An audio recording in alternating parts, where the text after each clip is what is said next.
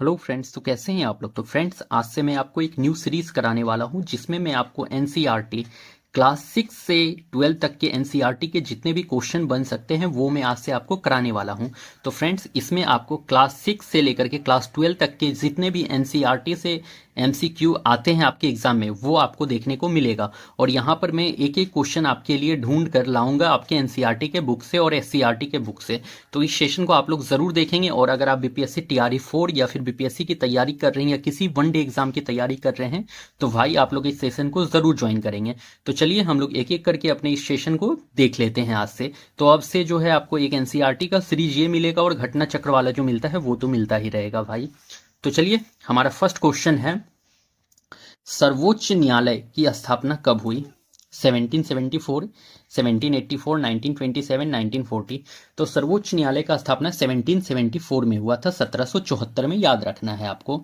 देखो, सर्वोच्च न्यायालय का स्थापना हुआ कहाँ था भाई, तो ये कोलकाता में हुआ था। कहाँ पर हुआ था, तो कोलकाता में सर्वोच्च न्यायालय का स्थापना हुआ था। इस बात को ध्यान रखना है आपको।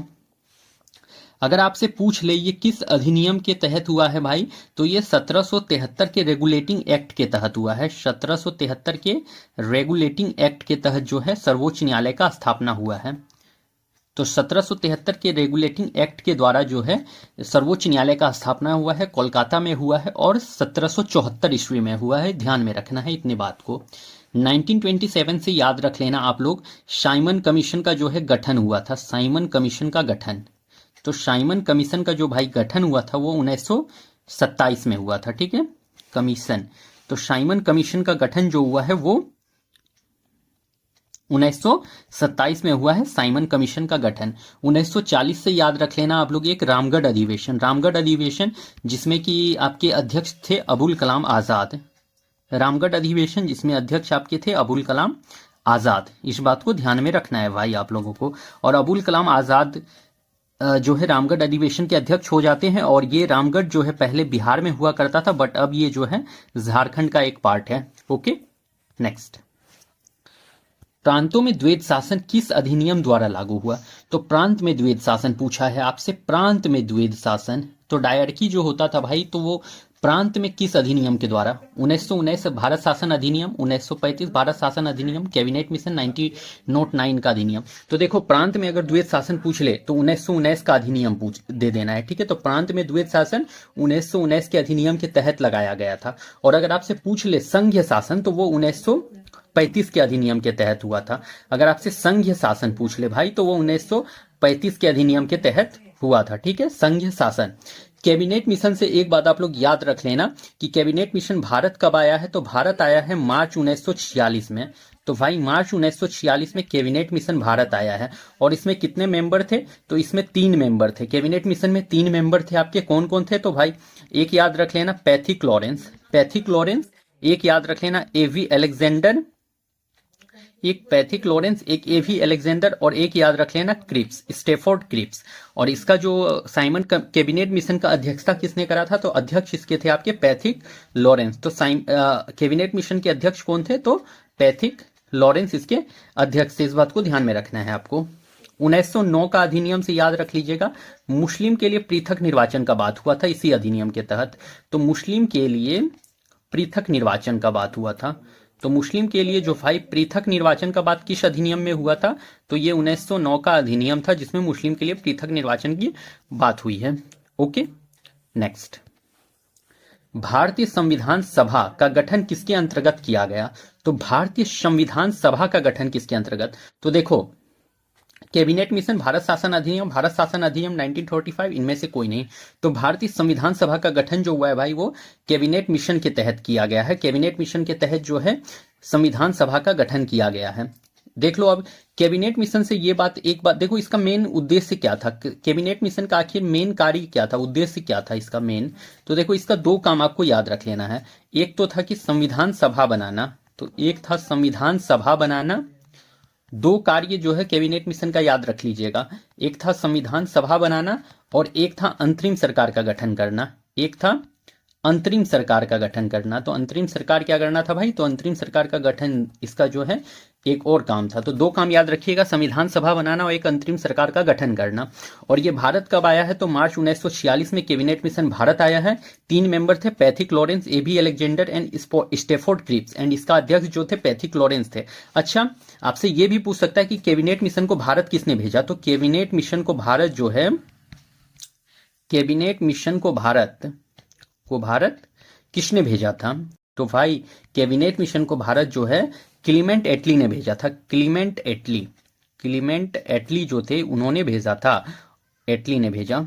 तो कैबिनेट मिशन को भारत किसने भेजा, तो क्लीमेंट एटली ने भेजा था। और क्लीमेंट एटली किस पार्टी से थे, ये भी क्वेश्चन पूछ सकता है, तो भाई ये लेबर पार्टी से थे। तो क्लीमेंट एटली पीएम थे, और ये किस पार्टी से पीएम थे, तो लेबर पार्टी से थे। इस बात को ध्यान में रखिएगा। तो पार्टी से रिलेटेड क्वेश्चन भी पूछ लेता है कि क्लीमेंट एटली, या फिर किसी का भी दे देगा नाम, पूछ लेगा किस पार्टी से थे, तो क्लीमेंट एटली लेबर पार्टी से थे। ओके फ्रेंड्स, नेक्स्ट, अंतरिम सरकार का गठन कब हुआ, one of the most important question, important है, छपेगा एक क्वेश्चन, यहां से एक छपेगा क्वेश्चन।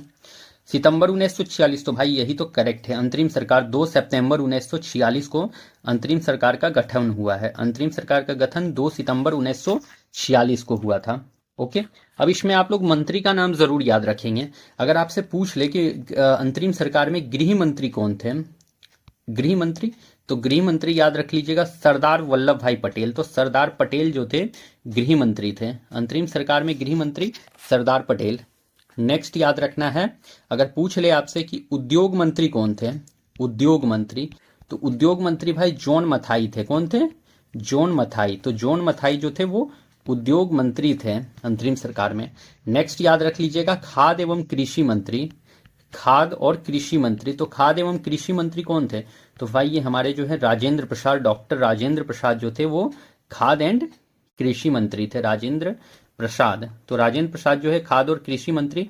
और ये इंपॉर्टेंट हो सकता है आपके लिए, बिहार से रिलेटेड थे राजेंद्र प्रसाद, बिहार के थे, इन्होंने, इनका जन्म बिहार में हुआ है, इसलिए बिहार के एग्जाम में ये क्वेश्चन आपसे पूछा जा सकता है। और ये जो आपका बीपीएससी का जो अभी 70 री एग्जाम हुआ था उसमें तो पूछा ही गया था, टीआरई में भी पूछा गया है शायद ये क्वेश्चन।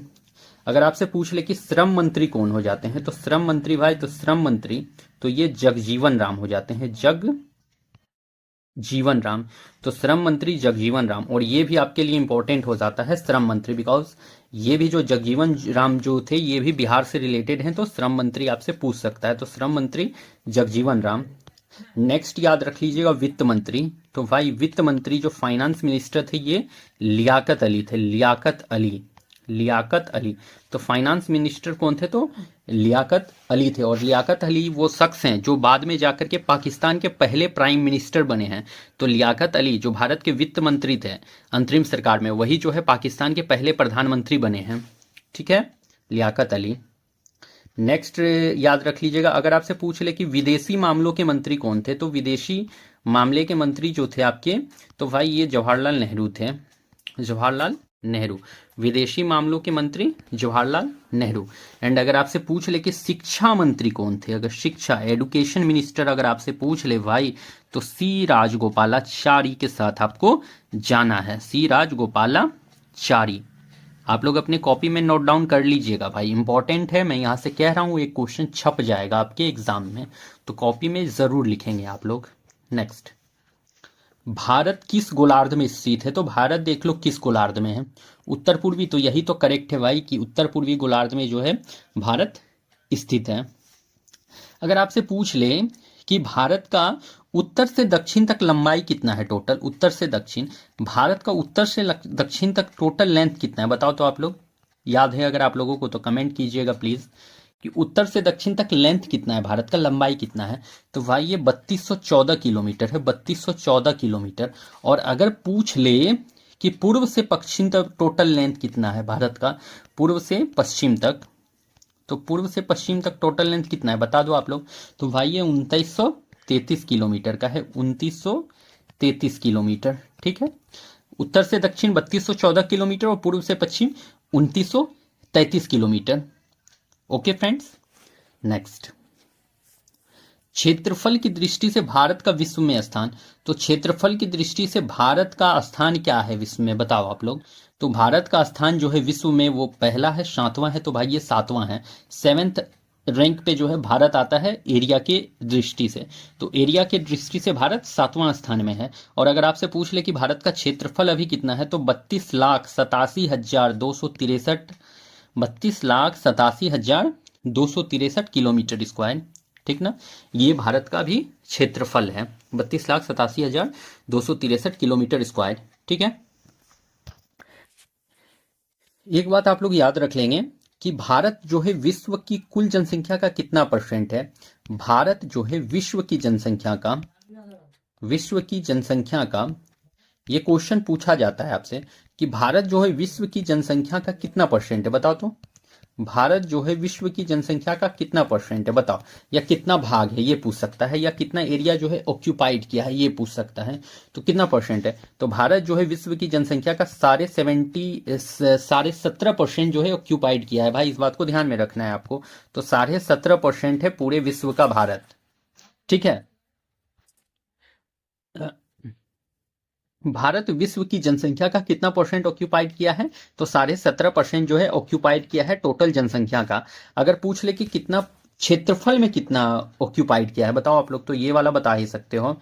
भारत जो है विश्व के क्षेत्रफल का, एरिया का कितना परसेंट ऑक्यूपाइड किया है, बताओ। एरिया का कितना परसेंट ऑक्यूपाइड किया है, तो भाई ये 2.4% जो है एरिया का लिया है, ठीक ना। भारत पूरे विश्व का 2.4% जो है ऑक्यूपाइड किया है, इस बात को ध्यान में रखना है आपको। तो 2-3 बात को आप लोग ध्यान में रखते हुए चलेंगे यहां से। नेक्स्ट, भारत का क्षेत्रफल विश्व के कुल क्षेत्रफल का कितना भाग है। देखो वही क्वेश्चन अभी आ गया कि भारत का जो क्षेत्रफल है विश्व के कुल क्षेत्रफल का कितना परसेंट है, 2.4। तो भाई यही तो करेक्ट आंसर मैंने अभी बताया था कि 2.4% जो है भारत जो है पूरे विश्व का ऑक्यूपाइड किया हुआ है, मतलब कि 2.4% आपको जाना है, इसमें करेक्ट आंसर होने वाला है। चलिए आगे, कर्क रेखा कितने राज्य से होकर गुजरती है। तो भाई कर्क रेखा, और पहले भी मैंने ये डिस्कस करा था, और आपके जो है बीपीएससी का जो ये 70 री एग्जाम हुआ है इसमें भी ये क्वेश्चन पूछा गया है, और पहले भी मैंने इस क्वेश्चन को डिस्कस करा है अपने सेशन में। तो कर्क रेखा जो है भारत के 8 राज्यों से होकर गुजरती है, 8 राज्यों से। इसके लिए मैं एक ट्रिक आपको बता देता हूं। ट्रिक क्या है भाई, तो मित्र पर गमछा झाड़, मित्र पर गमछा झाड़, तो मित्र पर गमछा झाड़, तो मित्र पर गमछा झाड़, इसके लिए एक ट्रिक है। कर्क रेखा याद करने का एक ट्रिक है, मित्र पर गमछा झाड़, इसको याद रखिएगा आप लोग। अब किससे किससे पार होता है याद रख लीजिए। पहले तो याद रख लीजिएगा गुजरात, गुजरात। दूसरा याद रख लीजिएगा राजस्थान। तीसरा याद रख लीजिएगा आप लोग मध्य प्रदेश, तीसरा याद रख लीजिएगा मध्य प्रदेश। चौथा याद रख लीजिएगा छत्तीसगढ़, छत्तीसगढ़। और 5वां याद रख लीजिएगा झारखंड, झारखंड, झारखंड। और 6ठा याद रख लेना भाई आप लोग पश्चिम बंगाल, वेस्ट बंगाल याद रख लेना। उसके बाद त्रिपुरा एक याद रख लेना, और एक याद रख लेना आप लोग मिजोरम, मिजोरम। 8 हो गया ना, 1 2 3 4 5 6 7 8। तो ये 8 राज्य है जिससे कर्क रेखा होकर गुजरती है। तो इसके लिए एक ट्रिक मैंने दिया है, मित्र पर गमछा झाड़। इस ट्रिक को याद रखिएगा आप लोग। इस ट्रिक से जो है आपका सारा कौन कौन से राज्य से पार होते हैं वो याद हो जाएगा। तो मित्र पर गमछा झाड़ आपको याद रख लेना है भाई। नेक्स्ट, भारत का सबसे पश्चिमी बिंदु कौन सा है, तो बताओ।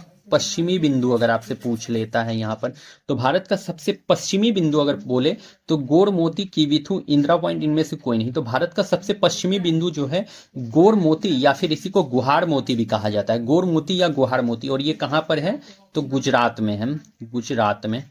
तो गोर मोती या गुहार मोती गुजरात में है। अगर कीवीथू की बात करें तो ये भारत का सबसे पूर्वी बिंदु है, पूर्वी बिंदु, पूर्वी बिंदु। तो भारत का सबसे पूर्वी बिंदु है कीवीथू, और ये है अरुणाचल प्रदेश में। कीवीथू कहाँ है भाई, तो अरुणाचल प्रदेश में कीवीथू है, अरुणाचल प्रदेश। भारत का सबसे पूर्वी बिंदु कीवीथू अरुणाचल प्रदेश में है। इंदिरा पॉइंट क्या है अब याद रख लेना। तो भाई इंदिरा पॉइंट जो है भारत का सबसे दक्षिणी बिंदु है। क्या है, सबसे दक्षिणी बिंदु। भारत का सबसे दक्षिणी बिंदु जो है वो इंदिरा पॉइंट हो जाता है। अगर आपसे उत्तरी बिंदु पूछ ले भाई कि उत्तरी बिंदु कौन सा है, तो उत्तरी बिंदु जो है इंदिरा कोल हो जाता है उत्तरी बिंदु। अगर उत्तरी बिंदु पूछ ले भारत का उत्तरी बिंदु, तो उत्तरी बिंदु रू इंदिरा, इंदिरा कोल। उत्तरी बिंदु अगर पूछेगा तो इंदिरा कोल के साथ जाइएगा, और सबसे दक्षिणी बिंदु पूछेगा तो इंदिरा पॉइंट के साथ जाइएगा आप लोग। ठीक है, आई होप आपको मेरा बात समझ में आ रहा होगा। नेक्स्ट, भारतीय मानक समय रेखा कितने राज्य से होकर गुजरती है? तो देखो भारतीय मानक समय रेखा भाई, तो भारतीय मानक समय रेखा जो IST होता है, तो भारतीय मानक समय रेखा, तो पहले बात यही याद रखो कि भारतीय मानक समय रेखा कितना होता है, तो 82.5 डिग्री ईस्ट जो होता है भाई, वो भारतीय मानक समय रेखा है। तो भारतीय मानक समय रेखा कौन सा हो जाता है, तो 82.5 डिग्री ईस्ट जो है भारतीय मानक समय रेखा है। एंड ये कितने राज्य से, तो 5 राज्य से होकर गुजरता है। 5 राज्य से, कौन कौन से 5 राज्य हैं? तो एक याद रख लीजिएगा उत्तर प्रदेश, दूसरा याद रख लीजिएगा मध्य प्रदेश, तीसरा याद रख लीजिएगा आंध्र प्रदेश। तो जितने भी प्रदेश वाले आते हैं, प्रदेश प्रदेश प्रदेश वाले, वो पहले याद रख लीजिए। मैं भी इसी ट्रिक से याद रखता हूं कि पहले जो है प्रदेश वाला, उत्तर प्रदेश, मध्य प्रदेश, आंध्र प्रदेश, 3 हो गया। उसके बाद याद रख लीजिएगा छत्तीसगढ़, छत्तीसगढ़, छत्तीसगढ़, और फोर्थ में याद रख लीजिएगा ओडिशा।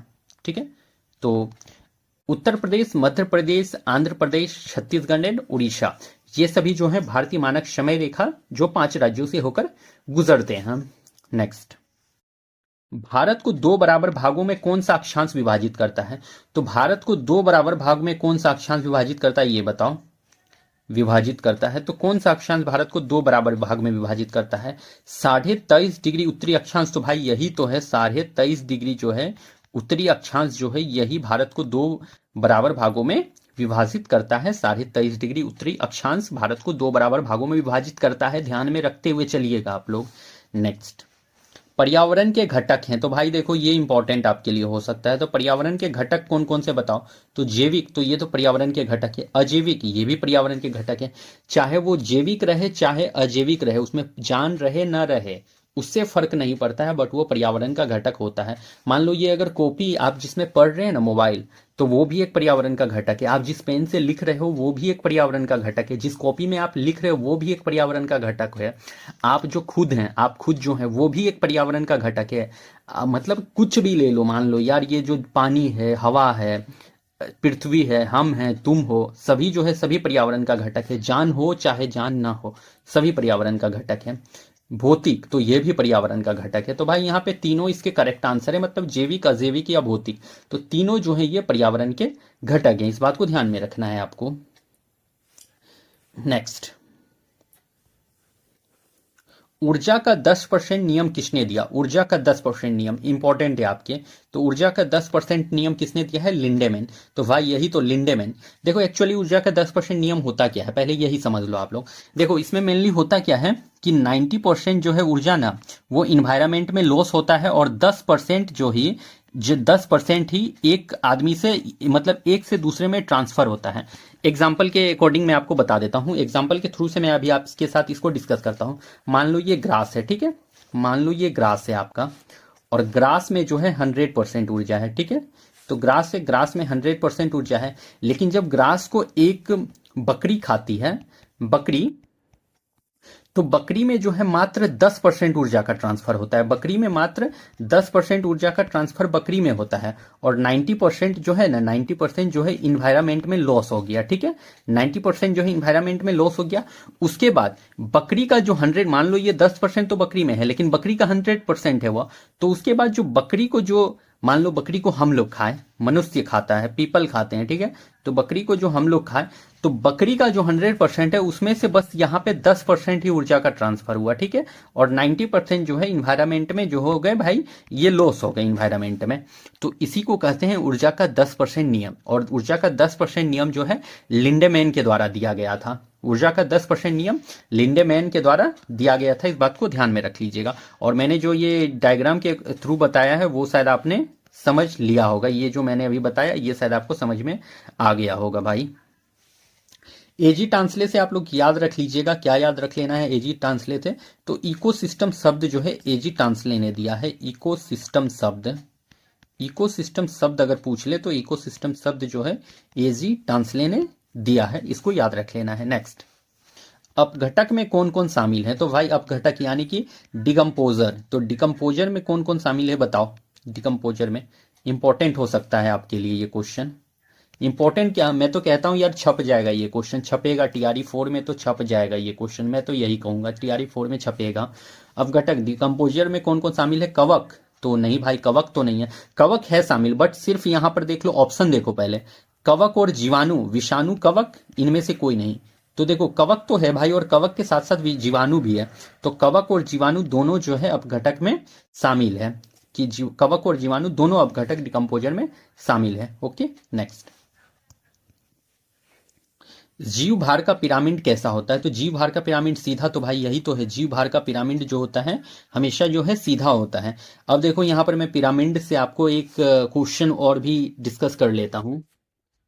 अच्छा पहले तो यही याद रख लो कि पिरामिड का अवधारणा किसने दिया? तो पिरामिड का अवधारणा जो है चार्ल्स एल्टन ने दिया है, चार्ल्स एल्टन।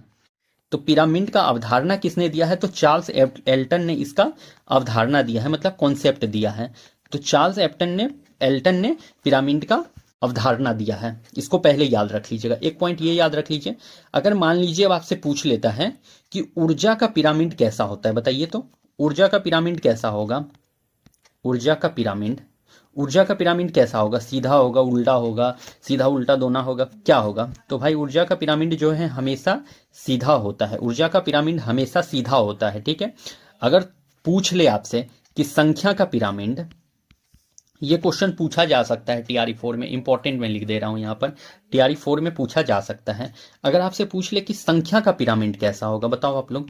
तो संख्या का पिरामिड भाई ये सीधा उल्टा दोनों हो सकता है, सीधा उल्टा दोनों हो सकता है, और संख्या का पिरामिड सीधा उल्टा दोनों हो सकता है।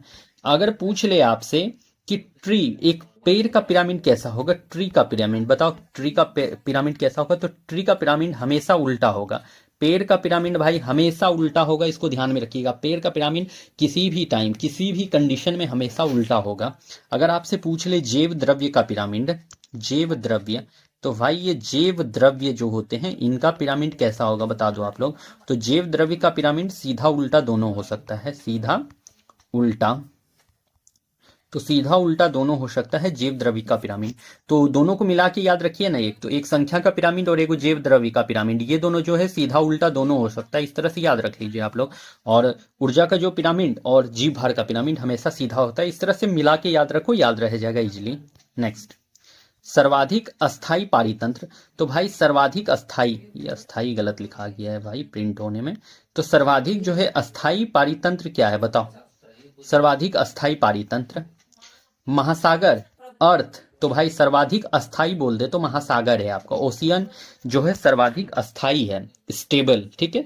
तो सबसे स्टेबल पिरामिड पारितंत्र इकोसिस्टम जो है महासागर है। अगर आपसे पूछ ले कि सबसे बड़ा संभावित पिरामिड कौन सा है, सबसे बड़ा जो है संभावित पारितंत्र कौन सा है बताओ? सबसे बड़ा संभावित, तो वो अर्थ होता है, पृथ्वी। सबसे बड़ा संभावित पारितंत्र तो वो भाई पृथ्वी है आपका, सबसे बड़ा संभावित इकोसिस्टम अर्थ होता है। और अगर ए ड्रॉप ऑफ वाटर की बात करें तो ये है सबसे छोटा पारितंत्र, सबसे छोटा, तो सबसे छोटा पारितंत्र जो है ए ड्रॉप ऑफ वाटर, याद रखिएगा, सबसे छोटा जो है ए ड्रॉप ऑफ वाटर। नेक्स्ट, ज्योति तीव्रता का मात्रक क्या है? इंपॉर्टेंट हो सकता है आपके एग्जाम में। ज्योति तीव्रता, तो भाई से कैंडेला, तो कैंडेला से ही याद रख लेना ज्योति तीव्रता, ज्योति तीव्रता का मात्रक कैंडेला है। अब यहां पर देख लो, अगर दूर पूछ ले कि भाई कि आपका दूरी का क्या है मात्रक, तो दूरी का एक मात्रक आप लोग याद रख लो, पार्सेक याद रख लो। और ये जो है ना दूरी का जो है पार्सेक, दूरी का सबसे बड़ा यूनिट होता है, पार्सेक जो है दूरी का सबसे बड़ा यूनिट होता है। और दूरी किसका मात्रक है? तो भाई ये दूरी का मात्रक है पार्सेक, ठीक है। अगर पूछ ले आपसे पावर का क्या हो जाएगा यूनिट, बताओ पावर का यूनिट, तो पावर का यूनिट होता है भाई वाट, पावर शक्ति जिसे कहते हैं, तो वाट हो जाता है। अगर आपसे पूछ ले भाई कि कार्य का, मतलब वर्क का, अगर पूछ ले कार्य का, और साथ में अगर पूछ ले एनर्जी का, मतलब कि कार्य और एनर्जी ऊर्जा का दोनों का पूछ ले अगर आपसे, तो जूल के साथ जाइएगा आप लोग, तो वर्क और एनर्जी दोनों का जूल हो जाता है। नेक्स्ट याद रख लीजिए करंट, तो करंट का यूनिट क्या होगा, तो करंट का यूनिट होता है एम्पियर, करंट का यूनिट एम्पियर। और टेम्परेचर अगर पूछ ले आपसे टेम्परेचर, तो टेम्परेचर का यूनिट क्या है भाई, तो टेम्परेचर का यूनिट है केल्विन। जो जो मुझे याद आता जा रहा है मैं आपके साथ डिस्कस कर रहा हूं, तो टेम्परेचर का यूनिट केल्विन होता है। अगर आपसे फोर्स पूछ लें कि फोर्स मतलब कि बल जिसे कहते हो बल, तो फोर्स का यूनिट क्या होगा, न्यूटन हो जाता है, फोर्स का unit newton. And next you have to remember, क्या कहते हैं उसे, इम्पल्स, आवेग जिसे कहता हूं, इम्पल्स जिसे आवेग कहते हैं, तो इम्पल्स का क्या हो जाता है भाई, तो वो न्यूटन सेकेंड हो जाता है, न्यूटन सेकेंड। ठीक है, तो इम्पल्स आवेश का क्या हो जाएगा, न्यूटन सेकेंड। इतनी बात को याद रख लियो आप लोग। नेक्स्ट, एक हॉर्स पावर में कितने वाट होते हैं, तो बताओ कितने वाट होते हैं एक हॉर्स पावर, एक अश्व शक्ति, ये पूछा है, एक अश्व शक्ति में कितने वाट होते हैं, 746 वाट, तो यही है 746 वाट, एक हॉर्स पावर में 746 वाट होते हैं। नेक्स्ट, व्यापार के लिए समुद्री मार्ग से भारत आने वाले प्रथम यूरोपीय, तो बताओ व्यापार के लिए जो है समुद्री मार्ग से भारत आने वाले प्रथम यूरोपीय कौन थे, तो सबसे पहले तो भाई पुर्तगाली, यहाँ पे गलत लिखा गया है पुर्तगाली, तो सबसे पहले तो भाई यही पुर्तगाली जो है यूरोप है, यही सबसे पहले भारत आए हैं। तो सबसे पहले भारत में आगमन पुर्तगाली का हुआ है, और पुर्तगाली में किसका, तो भाई वास्को डिगामा सबसे पहले भारत आए थे, वास्को डिगामा, वास्को डिगामा जो है सबसे पहले भारत आए थे 1498 ईस्वी में। ठीक है, वास्को डिगामा सबसे पहले भारत आए थे समुद्री रास्ते से, और 1498 ईस्वी में ये भारत आए हैं। तो पुर्तगाली में जो है वास्को डिगामा वो सबसे पहले आए हैं, इस बात को ध्यान रखना है। तो सबसे पहले भारत कौन आया, पुर्तगाली आया है। ठीक है, अब देखो इसमें एक मैं आपको सीरीज बता देता हूं कि भारत आने का क्रम, कि कौन पहले आया और कौन बाद में आया है, तो देख लो एक क्रम में बता देता हूं अभी आपको। तो इसके लिए एक मैं ट्रिक इसके लिए भी देता हूं, एक ट्रिक, तो याद रख लेना पीडीई मतलब पेड कर दो फीस, इस तरह से याद रख लो पीडीई, बट उसे पेड मान के चलो, पेड कर दो फीस, तो पेड कर दो फीस, ये आपके जो है भारत जो जो यूरोपीय आए हैं उसका एक सीरीज में आपको बता रहा हूं।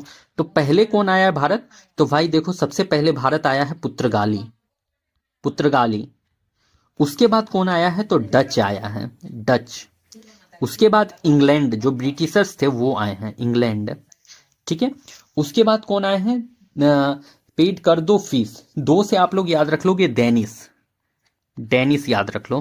ठीक है, उसके बाद फी से याद रख लो फ्रांसीसी। ठीक है, फ्रांसीसी याद रख लो, तो फ्रांसीसी जो है, और सो से याद रख लेना स्वीडन, स्वीडन के जो थे वो आए थे। तो पीडीई मतलब कि पेड कर दो फीस, एक ट्रिक बता रहा हूं, इससे आप लोग जो है यूरोपीय का सीरीज याद रख सकते हो कि कौन सा यूरोपीय जो है पहले भारत आया है। तो पहले आया है पुर्तगाली, फिर आया है डच, फिर आया है इंग्लैंड जो ब्रिटिशर्स थे, फिर आया है डेनिस, उसके बाद आया फ्रांसीसी, उसके बाद आया है स्वीडन। तो यही आपका क्रम होने वाला है भारत आगमन का। नेक्स्ट, पुर्तगाली ने, अच्छा देखो गलत प्रिंट हो गया है यार, पुर्तगाली ने भारत में अपनी पहली फैक्ट्री, तो पुर्तगाली ने पहली फैक्ट्री कहाँ स्थापित की है ये पूछा है, कोचीन, तो यही तो करेक्ट है, पुर्तगाली अपना पहला फैक्ट्री कोचीन में स्थापित किया है, पुर्तगाली अपना पहला फैक्ट्री कोचीन में स्थापित किया है, याद करो अभी कर लो आप लोग। अगर आपसे पूछ ले भाई कि डच ने अपना पहला फैक्ट्री कहाँ स्थापित करा था, डच ने अपना पहला फैक्ट्री कहाँ स्थापित करा, तो ये मुसलीपट्टनम में करा है, डच ने अपना पहला फैक्ट्री तो मुसलीपट्टनम में स्थापित करा है, डच ने अपना पहला फैक्ट्री मुसलीपट्टनम में स्थापित करा है। अगर आपसे पूछ ले कि ब्रिटिश ने अपना पहला फैक्ट्री, या इंग्लैंडी जो थे उन्होंने अपना पहला फैक्ट्री कहाँ करा है, तो सूरत में करा है। इंग्लैंड ने अपना पहला फैक्ट्री या ब्रिटिश ने पहला फैक्ट्री सूरत में डाला है। डेनिस ने अपना पहला फैक्ट्री कहाँ डाला, डेनिस ने, तो डेनिस ने डाला था ट्रावनकोट में, त्रावणकोट में, डेनिस का पहला फैक्ट्री तो ट्रावनकोट में था। एंड लास्ट क्या बच जाता है आपका, फ्रांसीसी। अगर पूछ ले कि फ्रांसीसी ने अपना पहला फैक्ट्री कहाँ डाला है बताओ, तो फ्रांसीसी भाई, तो फ्रांसीसी भाई ये लोग डाले थे आपके सूरत में डाले थे। तो फ्रांसीसी और ब्रिटिश दोनों जो है सूरत में ही डाले हैं। ठीक है, तो ब्रिटिश और फ्रांसीसी अपना पहला फैक्ट्री जो है सूरत में डाले हैं, इस तरह से याद रख लेना, थोड़ा मिक्स करके याद रखो, इजिली याद रहेगा आप लोग को। नेक्स्ट, भारत में प्रथम प्रिंटिंग प्रेस की स्थापना किसने की, तो बताओ प्रथम प्रिंटिंग प्रेस की स्थापना किसने की? पुर्तगालियों। तो भाई देखो प्रिंटिंग मिस्टेक थोड़ा है तो इसको माइंड नहीं करना। पुर्तगालियों, तो पुर्तगालियों ने ही पहला प्रिंटिंग प्रेस का स्थापना किया है। कहां पर किया है? तो गोवा में किया है। पहला प्रिंटिंग प्रेस का स्थापना गोवा में हुआ। कब हुआ? तो 1556 ईस्वी में हुआ है। और किसने करा है? तो पुर्तगाली ने करा है। पुर्तगाली ने जो है पहला प्रिंटिंग प्रेस का स्थापना करा, गोवा में करा, 1556 ईस्वी में करा है। इतना बात को आप लोग ध्यान में रख लीजिएगा। नेक्स्ट, अमेरिका का खोज किसने किया? बताओ, अमेरिका का खोज कोलंबस, तो यही तो है, अमेरिका का खोज जो है कोलंबस ने करा है। अमेरिका का खोज कोलंबस ने। वास्को डिगामा किसका खोज किए हैं? तो भारत का खोज किए हैं, भारत। इंडिया का खोज वास्को डिगामा। जेम्स कुक जो है भाई, तो ये ऑस्ट्रेलिया का खोज किए हैं, ऑस्ट्रेलिया। ऑस्ट्रेलिया का खोज जो है जेम्स कुक ने करा है। एंड बार्थोलोम्यू डियाज जो थे ये केप ऑफ गुड होप का खोज किए हैं, केप ऑफ गुड होप। तो केप ऑफ गुड होप का खोज जो है बार्थोलोम्यू डियाज ने करा है। Okay friends, next,